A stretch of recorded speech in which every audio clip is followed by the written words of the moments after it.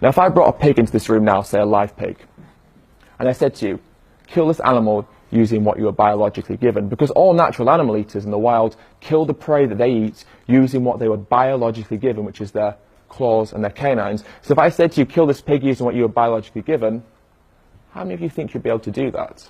I mean, let's be honest, when you try to maul that pig would probably roll over and accept a little tickle off you. And let me tell you that pigs absolutely love belly rubs. If anyone's ever spent time with pigs, you can vouch for this. They love belly rubs. So when you were trying to maul that pig would roll over and accept a belly rub right there in front of you. You see, the utensils that we have for killing are very rudimentary and very crude. We're not effective predators. But let's say, for the sake of argument, that you do kill that pig. And now in front of you is not only a dead pig, but that pig carcass is now open. You've effectively butchered the pig, and in front of you lays the open carcass of that once living pig. Are you going to eat the raw meat? What about the organs, like the intestines and the cartilage and the tendons and the ligaments and the brain, all that nasty stuff that we don't like to think about? Are you going to eat that? Are you going to eat around that?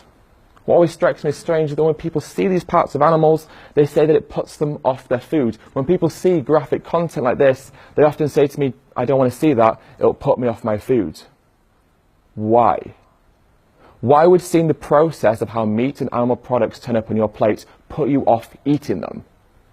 If you were naturally meant to eat animals, not only would you be able to watch them being killed, you'd be able to kill them yourself. Yet so many of us feel the opposite of hunger when we see animals being killed. We feel repulsed, we feel angry, we feel sad, we feel frustrated. We don't understand why they're suffering so much. If we were natural animal eaters, this wouldn't faze us at all. Yet that's one of the most common things that people say to me. I don't want to watch the documentary because it'll put me off my food. Why is this? Say I bring a cow into this room now, and I present you all with a freshly sharpened knife. And I say, who of you will cut the throat of this cow? Would any of you volunteer to do so? Say instead of a cow, it's now a 6-month-old lamb that I bring into this room. And I say, who of you will decapitate this lamb, cut their leg off, and have a lamb shank? Would any of you do so? More importantly, let's say someone did volunteer to do so. How many of you would object? How many of you would oppose that person killing the animal, stop them, or at the very least turn away, walk out and pretend it's not going to happen? Say you're walking down the road and you see someone beating and abusing a dog. Do you step in? Do you intervene? Do you try and stop them, or at the very least, do you call the police? Now, say instead of a dog, it's a pig that's been abused, killed, and beaten in front of you.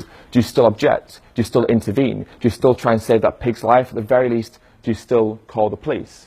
Now, say that pig that's been abused in front of you is now being abused behind a wall where you can no longer see them. Does that now make it moral? Is the killing moral if it's out of sight and out of mind? Or is unnecessary killing always morally reprehensible? How many of us would oppose seeing an animal being killed in front of us, but go home and eat fried pig flesh, fried cow flesh, or a lamb leg? For almost 21 years of my life, I consumed meat, dairy, and egg products. It's not just that I consumed them, I loved them, right? I loved how they tasted. I'd have them every single day of my life. I went into my local KFC so often that the people who worked there knew me by my name and knew what my favourite order was. Now, as a vegan, I eat all the foods that I used to eat, all the foods that I used to enjoy, all the foods that I used to crave. I ate mac and cheese and spaghetti bolognese and lasagna and stir-fries and curries and burritos and nachos and fajitas and tacos. I ate cupcakes and muffins and cheesecakes and chocolate cakes and sweets. I ate all the foods I used to love, all the foods I used to crave. But now I do so about harming animals. There's no dead animals, there's no exploited animal secretions, there's no gristle, there's no hormones, there's no antibiotics. They're made from plants. How simple is that, right? Sometimes people say to me, veganism is restrictive. Now, before I was vegan, I had one type of milk, cow's milk. Now I have oat milk, and rice milk, and soy milk, and coconut milk, and almond milk, and cashew milk, and hazelnut milk. I cook with ingredients and foods I'd never heard of before I went vegan. When I used to open my fridge, it would look like a morgue. It would just be dead chickens everywhere. Sometimes the occasional dead cow, maybe the occasional dead pig, predominantly dead chicken. Now when I open up my fridge, it's a garden. There's so many colours. There's such a beautiful array of foods I look forward to cooking. Going vegan encouraged me to reinvent the ways that I cooked. Cook with ingredients I'd never heard of. And because of that, I enjoy my food so much more than I ever did, because it allowed me to reinvent my culinary experience and explore flavours I'd never considered as being something that I should eat.